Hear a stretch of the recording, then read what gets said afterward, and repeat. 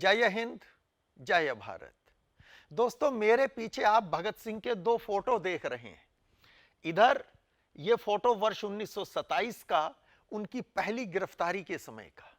29 मई 1927 को लाहौर में वे पहली बार गिरफ्तार हुए और 4 जुलाई को 60,000 रुपए की बड़ी जमानत राशि पर रिहाई हुई। ये फोटो तब सीआईडी वालों ने चोरी से खींचा था ताकि रिकॉर्ड में भगत सिंह की पहचान रह सके। इस फोटो में केश भी हैं, दाढ़ी भी है। और अब दूसरा फोटो देखिए। ये वो फोटो है जो बहुत प्रसिद्ध है और बचपन से हम सब देखते आए हैं। ये फोटो वर्ष 1929 में अप्रैल के पहले सप्ताह में दिल्ली में कश्मीरी गेट पर रामनाथ फोटोग्राफर ने खींचा था। रामनाथ को अंग्रेज सरकार ने लाहौर षड्यंत्र केस में गवाह के तौर पर भी पेश किया था। इस फोटो में न केश है न दाढ़ी है। एक प्रश्न उठता है कि भगत सिंह ने दाढ़ी केश कब कटवाए। कुछ लोगों का मानना है कि सैंडर्स का वध करने के बाद पुलिस से बचने के लिए उन्होंने दाढ़ी केश कटवाए थे और कुछ फिल्मों में भी ऐसे ही दिखाया गया है। चलिए देख लेते हैं।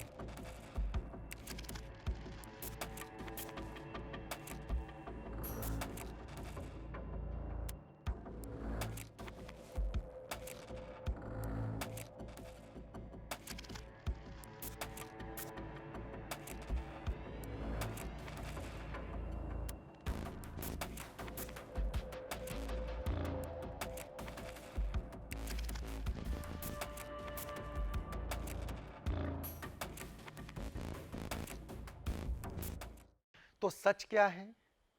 चलिए बात करते हैं तथ्यों और प्रमाणों के आधार पर। कोई तो गवाह रहा होगा ना जो बता सके इसके बारे में। सैंडर्स वध का भी कोई ना कोई चश्मदीद गवाह होगा। सच्चा हो झूठा हो, कोई तो रहा होगा।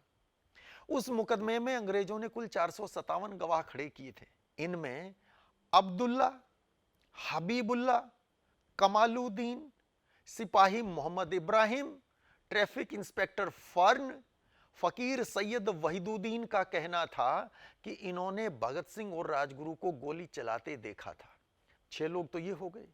इनके अलावा अता मोहम्मद, सोमनाथ, अबनास चंद, अजमेर सिंह और आफ्ताब अहमद, 5 ये हैं। इनका कहना था कि इन्होंने भगत सिंह, राजगुरु और चंद्रशेखर आजाद को सैंडर्स पर गोली चलाने के बाद भागते हुए देखा था। इनके अलावा 5 और वादा माफ सरकारी गवाह ऐसे भी थे जो भगत सिंह के ही क्रांतिकारी दल हिंदुस्तान सोशलिस्ट रिपब्लिकन एसोसिएशन के सदस्य रहे थे, लेकिन पुलिस की यातनाओं, लोभ लालच में अपने साथियों को धोखा दे गए थे। ये थे जयगोपाल, हंसराज वोहरा, फणींद्रनाथ घोष, मनमोहन बनर्जी, ललित कुमार मुखर्जी। इनमें से जयगोपाल तो स्वयं सैंडर्स के वध में शामिल था और इन सभी के बयान आप नेशनल आर्काइव्स ऑफ इंडिया के ऑफिशियल पोर्टल अभिलेख-पटल.in पर स्वयं पढ़ सकते हैं। वहां लाहौर षड्यंत्र केस से संबंधित कई महत्वपूर्ण फाइल आपको मिलेंगी, जैसा मैंने पहले भी कुछ वीडियोस में बताया है। इनमें Lahore conspiracy case 1930 proceedings bracket में 1 पर आप क्लिक करिए और खुद पढ़िए। 734 पेज की फाइल में न केवल सभी सरकारी गवाहों के पूरे बयान दर्ज हैं, बल्कि उन गवाहों ने अपने बयानों में कहां-कहां झूठ बोला था इसके बारे में अमर बलिदानी सुखदेव के हाथ की लिखी टिप्पणियां भी हैं। इन बयानों को पढ़ते हुए सुखदेव ने वे नोट्स लिए थे, आप पढ़ सकते हैं। जयगोपाल प्रोसिक्यूशन विटनेस नंबर 2 ने अपने बयान में कहा था कि सैंडर्स वध के दिन भगत सिंह ने फेल्ट कैप गर्म कोट, खाकी निकर, जुराब और काले शूज पहने थे। ये देखिए, ये अभिलेख पटल हमने खोल रखा है और इसमें हमने लॉगिन किया और वो प्रोसीडिंग्स की फाइल हमारे सामने है। मैं इसको फुल स्क्रीन कर लेता हूं। ये पीडीएफ पेज 8 है। यहां 5 मई 1930 को जयगोपाल का बयान शुरू होता है। कई दिन लंबा चला था ये बयान। तो इस पे हम आगे जाते हैं स्क्रॉल करते हुए। ये देखिए, यहां कोई स्टेटमेंट इसने दी है, इस पे रॉन्ग सुखदेव के हाथ का लिखा हुआ है, यानी कि ये बात जो कह रहे हैं ये सही नहीं है। यहां एक और सी पेज 186 सुखदेव यहां लिख रहे हैं कि 186 पेज इसी प्रोसीडिंग्स बुक का, उस पे कॉन्ट्राडिक्टरी स्टेटमेंट्स हैं। तो जगह जगह टिप्पणियां की हैं उन्होंने, आगे भी मैं दिखाऊंगा आपको। जयगोपाल ने जहां जहां झूठ बोला है, सुखदेव के हाथ की टिप्पणियां आपको मिलेंगी। ये देखिए, यहां पे कोई स्टेटमेंट जयगोपाल ने दी है जो सही नहीं थी। सुखदेव अपने हाथ से लिख रहे हैं wrong, nonsense, how could he know beforehand, समय से पहले उसको किसने बता दिया। ऐसी ही बहुत सारी टिप्पणियां वो करते हैं। यहां भी लिख रहे हैं रॉन्ग। यहां देखिए, ये पीडीएफ पेज 25 आ गया। इसी पे हम देखेंगे नीचे कि भगत सिंह ने क्या पहना था, जैसा जयगोपाल बता रहा है। और इसी पेज पे जहां जयगोपाल ने कोई गलत स्टेटमेंट दी है, आप देखेंगे यहां इधर सुखदेव की इस पर टिप्पणी भी है, see page 418 and compare with the page 387। तो जहां जहां कॉन्ट्राडिक्टरी या इनकरेक्ट बयान आते थे किसी गवाह की तरफ से, तो उसके बारे में सुखदेव ने बड़े ध्यान से इसको पूरा पढ़ा है, प्रोसीडिंग्स को अंडरलाइन किया है और अपने अपने रिमार्क्स दिए हैं उन्होंने। क्या बता रहा है जयगोपाल? वो कहता है when we went to the police office the scene of offence, कहता है जब मौका वारदात पर, पुलिस ऑफिस पर हम पहुंचे, Bhagat Singh wore a felt cap, Bhagat Singh ने फेल्ट कैप पहनी हुई थी, warm coat, khaki knickers, stockings and a pair of black shoes. Jaigopal बताता है कि सैंडर्स पर गोलियां चलाने के बाद जब वहां से निकले डीएवी कॉलेज के अंदर से होते हुए, जब वो आगे जा रहे थे, तो रास्ते में भगत सिंह ने अपनी फेल्ट कैप मुझे दी और मैं उस दिन जो सर पे पगड़ी बांधी हुई थी वो मेरे से ले ली, एक्सचेंज की। यहां वो बताता है, क्या कह रहा है चलिए देख लेते हैं। वो कहता है कि at that place Bhagat Singh changed his cap with my turban with in bracket lungi, ये चेंज की। कहता है कि ये exhibit number P488 is the turban lungi which Bhagat Singh took from my head. एक बात उठती है कि जयगोपाल ने तो गद्दारी की थी, फिर उसके बयान को सच क्यों माने? यह बात तो सही है कि जयगोपाल ने अपने बयान में बहुत सारी झूठी बातें कही थी और जहां जहां उसने झूठ बोला, सुखदेव ने टिप्पणी लिखकर उस झूठ का पर्दाफाश किया है, जैसा अभी हमने देखा। जयगोपाल के बयान के इस हिस्से पर सुखदेव ने कुछ नहीं कहा है, यानी कि हम ये अज्यूम कर सकते हैं कि जो जो बताया है यहां इस हिस्से में जयगोपाल ने कि किसने क्या पहना था, वो सच रहा होगा। दूसरी बात, जयगोपाल को भगत सिंह के कपड़ों के बारे में झूठ बोलने का कोई लाभ होने वाला नहीं था, उल्टा इसका नुकसान ही होता, क्योंकि उस घटना के कुछ और चश्मदीद गवाह भी थे। अगर भगत सिंह के केश नहीं कटे थे और उन्होंने पगड़ी पहनी थी, कैप नहीं, अगर उन्होंने पगड़ी पहनी थी, तो जो बाकी चश्मदीद गवाह थे वो क्या बताते? झूठ कहीं ना कहीं पकड़ा जाता, उनको भी झूठ बोलना पड़ता, वरना जयगोपाल के और उनके अलग अलग बयान से अंग्रेजों का केस कमजोर हो जाता। दोस्तों, एक और वादा माफ सरकारी गवाह था प्रोसिक्यूशन विटनेस नंबर 3 फणिंदरनाथ घोष, जो भगत सिंह के ही क्रांतिकारी दल HSRA की सेंट्रल कमेटी का मेंबर था। पार्टी की अधिकांश गतिविधियों की उसे जानकारी थी। उस पापी ने सब उगल दिया था, बल्कि बढ़ चढ़कर झूठ भी बोला था। प्रोसीडिंग्स बुक में उसका बयान भी है, हम देखेंगे। 8-9 सितंबर 1928 को दिल्ली के फिरोज शाह कोटला के खंडहरों में पार्टी की एक महत्वपूर्ण मीटिंग हुई थी। उस मीटिंग में क्या क्या बातें हुई, इसके बारे में बताते हुए फणींद्रनाथ घोष कहता है कि भगत सिंह से घर छोड़ने और केश दाढ़ी मूछ काट लेने को कहा गया। यहां इंपॉर्टेंट बात यह है कि सुखदेव ने उसकी स्टेटमेंट के इस हिस्से को, जिसमें वो कहता है कि भगत सिंह से घर छोड़ने को कहा गया, इस पर सुखदेव सवालिया निशान लगा रहे हैं, लेकिन केश दाढ़ी मूछ काटने वाली बात पर नहीं। चलिए देख लेते हैं। दोस्तों, मैं प्रोसीडिंग्स बुक को, पेजेस को स्क्रॉल डाउन करते करते आ गया हूं इसके पीडीएफ पेज 62 पर, और यहां फणींद्रनाथ घोष की वो स्टेटमेंट है। आप भी इसे चेक कर सकते हैं अपने स्मार्टफोन पे, लैपटॉप पे, डेस्कटॉप पे। अभिलेख पटल ओपन करके जाके प्रोसीडिंग्स बुक्स को खुद देख सकते हैं। क्या कह रहा है यहां पे? फणींद्रनाथ घोष कहता है कि Bhagat Singh was also asked to abandon his home, और इस हिस्से को ब्रैकेट लगाते हैं सुखदेव, अंडरलाइन करते हैं और लिखते हैं डिनोट्स आ रॉन्ग सेंस, कि गलत सेंस यहां पे आ रही है ये जो कह रहा है, यानी कि ऐसे नहीं हुआ होगा। भगत सिंह तो घर वैसे ही छोड़ चुके थे, तो यहां ये जो स्टेटमेंट इसने दी है कि भगत सिंह से कहा गया कि घर छोड़ दो, ये गलत बात है, ऐसा सुखदेव ने लिखा है। लेकिन इसी का आगे का हिस्सा, इस पर सुखदेव कुछ नहीं कहते हैं। आप देखिए, and to have his hair and beard and moustaches cut, और इसके साथ भगत सिंह से कहा गया कि आप केश, दाढ़ी और मूछ भी कटवा लें। इसके ऊपर सुखदेव कुछ नहीं टिप्पणी कर रहे हैं।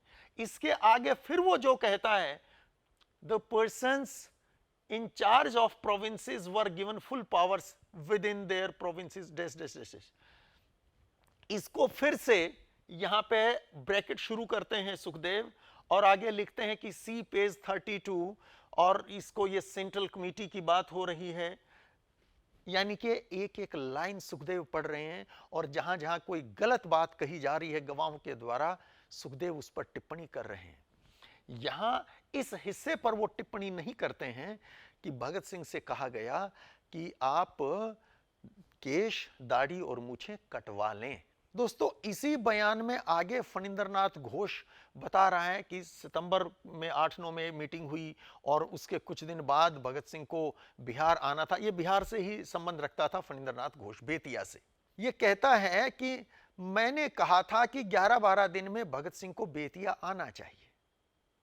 तब भगत सिंह ने कहा कि मैं बंगाली कपड़े पहनकर केश, दाढ़ी, मूछ काटने के बाद वहां आऊंगा। मैंने कहा कि मूछ मत काटना, इससे लोगों को संदेह होगा, क्योंकि उधर इसका फैशन नहीं है। दोस्तों, सुखदेव ने फणींद्रनाथ घोष के बयान के उस हिस्से को अंडरलाइन किया है जिसमें उसने मूछ न काटने की सलाह देने की बात कही है। मैं दिखाता हूं आपको, इसी फाइल में आगे स्क्रॉल डाउन करके हम चलते हैं। तो क्या कह रहा है फणींद्रनाथ घोष? कहता है कि I said that within 11 or 12 days Bhagat Singh should come to me at Bettiah. Bhagat Singh से मैंने कहा कि 11-12 दिन के बाद मेरे पास बेतिया आ जाना। आगे कहता है कि Bhagat Singh said that he would come to Bettiah after adopting Bengali dress and cutting his hair, beard and mustache. I told him not to cut his mustaches as that would give rise to suspicion, it not being the general fashion of these parts। तो कहता है कि मैंने भगत सिंह से कहा कि मूछें काट के नहीं आना, और इस स्टेटमेंट के, उसके इस स्टेटमेंट के हिस्से को आप देखेंगे, यहां पर सुखदेव की कोई टिप्पणी नहीं है, सिर्फ इस हिस्से को वो अंडरलाइन कर रहे हैं जहां वो कहता है कि हमारे उस इलाके में मूछें काटने का फैशन नहीं है, इसलिए लोगों को शक होगा। इस बात को अंडरलाइन जरूर किया है सुखदेव ने, पर इस स्टेटमेंट पर भी उनकी कोई टिप्पणी नहीं है इस बात को लेके कि यह स्टेटमेंट सच्ची नहीं है, झूठ थी। दोस्तों, अपने बयान के अगले हिस्से में फणींद्रनाथ घोष कहता है कि निर्धारित दिन 20-21 सितंबर को आना था, भगत सिंह बेतिया नहीं आए। इसके 4-5 दिन बाद भगत सिंह आए। उन्होंने बंगाली कपड़े पहने थे और केश दाढ़ी काट रखे थे, जिनमें उन्हें पहचानना मुश्किल था। यहाँ एक और इंपॉर्टेंट बात बताऊं, इसी पेज पे, ये पीडीएफ पेज 64 है, वैसे यहाँ पे टाइप्ड 85 है, इस पे देखिए, यहीं पे ऊपर उसने कहा था कि मैंने कहा कि नहीं मूछें काट के नहीं आना वरना लोगों को शक हो सकता है, तो शक हो सकता है, इस हिस्से को सुखदेव ने अंडरलाइन किया था। पर इसी पेज पे आगे चल के जहां उसने जयदेव का जिक्र कहीं किसी बात पे किया, वहां नहीं है जयदेव, तो इसको अनट्रू लिख रहे हैं सुखदेव कि ये सच नहीं है। लिहाजा हम ये मान के चल सकते हैं कि जहां जहां सुखदेव ने नहीं ऑब्जेक्ट किया है, हम ये माने कि वो बयान का हिस्सा सही रहा होगा। ये देखिए, ये हम स्क्रॉल डाउन करके आ गए हैं, ये पीडीएफ पेज 66 है। इसके नीचे के हिस्से को देखें आप, यहां फणींद्रनाथ घोष जितेंद्रनाथ सान्याल के बारे में कोई बात कह रहे हैं, तो यहां भी सुखदेव लिख रहे हैं कि J N Sanyal's position in party, see page 74-200, यहां पे बता रहे हैं कि पोजीशन क्या थी जेएन सान्याल की पार्टी में। और आगे देखिए, यहां कहता है फणींद्रनाथ घोष कि Bhagat Singh did not come to Bettiah on the 20th और 21st of September as arranged, कि जैसा तय हुआ था 20-21 सितंबर को भगत सिंह बेतिया नहीं आए। इस स्टेटमेंट को ब्रैकेट में लिया है सुखदेव ने, और इसके आगे लिख रहे हैं due to lack of funds, कि हमारे पास वहां तक जाने के भी पैसे नहीं थे। भगत सिंह के पास इतने पैसे नहीं थे कि वो बेतिया तक का सफर करते, इसलिए वो समय पर नहीं जा सके।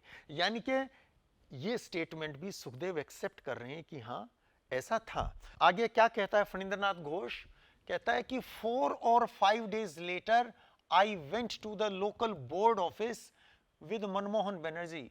In the afternoon, I saw a man looking like Bhagat Singh, accompanied by another man in an ekka going towards the Betia town. कहता है इसके 4-5 दिन बाद, किसके 4-5 दिन बाद, 20-21 सितंबर के बाद 4-5 दिन हो गए थे।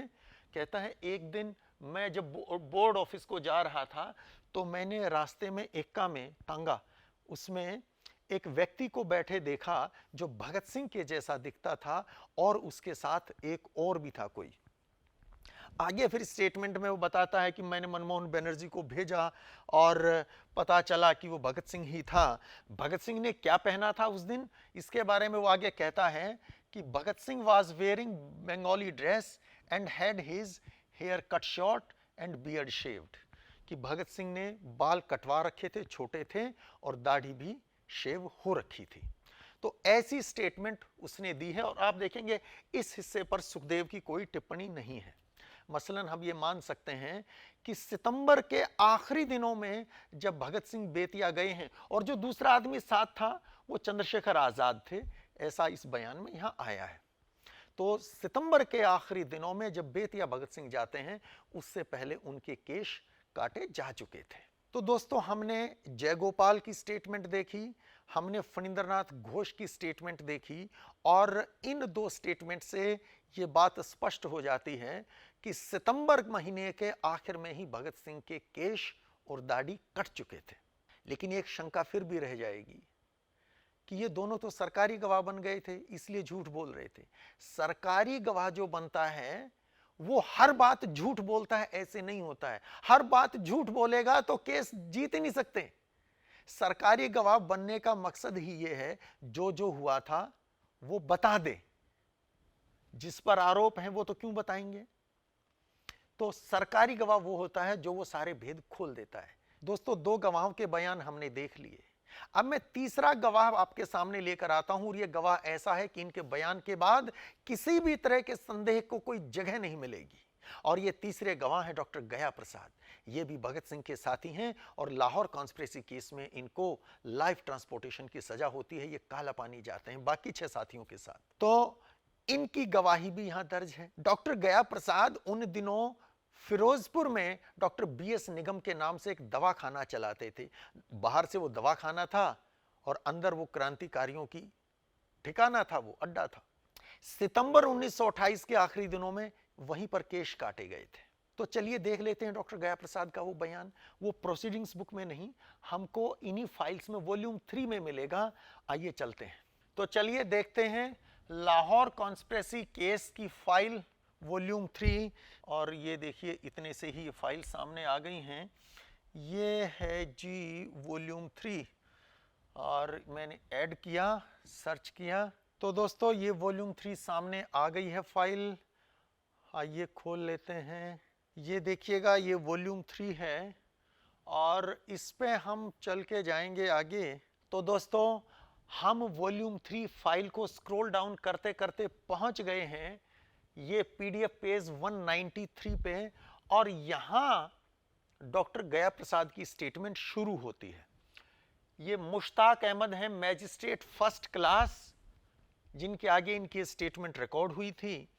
आप खुद इसको देख सकते हैं। 193 पेज पे पीडीएफ पेज 193 ये शुरू होती है और मैं सीधा लेके चलता हूं आपको पेज 197 पे। लंबी स्टेटमेंट है, it is spread over several pages, but I will take you to 197 street. क्या बताया था डॉक्टर गया प्रसाद ने अपने उस बयान में? कहते हैं I stayed at Ferozepur for 6 month. 6 महीना मैं फिरोजपुर रहा था।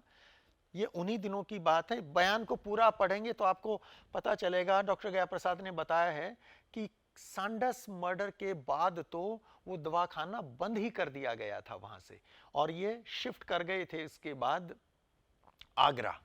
खैर कहते हैं कि I stayed at Ferozepur for 6 months.